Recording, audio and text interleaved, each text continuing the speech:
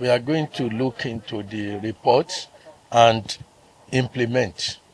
Whatever is beyond Jamb will go to the appropriate authorities, including the Ministry of Education and the National Assembly. That's exactly what we will do. But whatever is within our purview will be done immediately. I believe they will have looked at. Some people believe that examination malpractice is on the rise. It's not true. When you are talking of real examination malpractice that we know, this year we have about 140 of them, so which is still relatively low.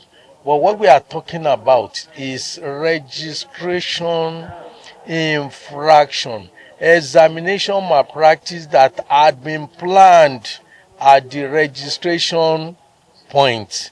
These are people that will feel, not the one they committed in the examination hall.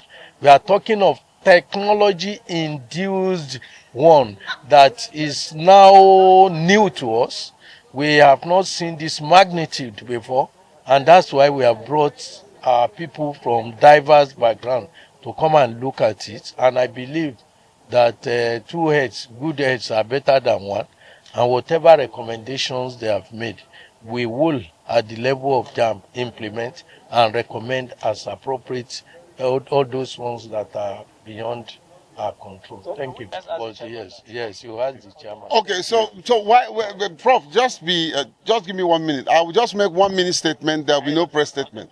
Okay, so one, I want to commend Jamb for the integrity, transparency throughout this process. In fact, Professor Oluode did not take my call because he didn't want to influence the outcome. The soul of the education sector, I believe the likes of Professor Oluode and Jamb, is chosen by God to rescue it. And we will. This country education sector is on course for total deliverance. And many of us in the committee are committed to working hand in hand with the likes of Oluode and the Honorable Minister, whom I believe is doing a tremendous job. And collectively with you, the media, there is no challenge that is insurmountable.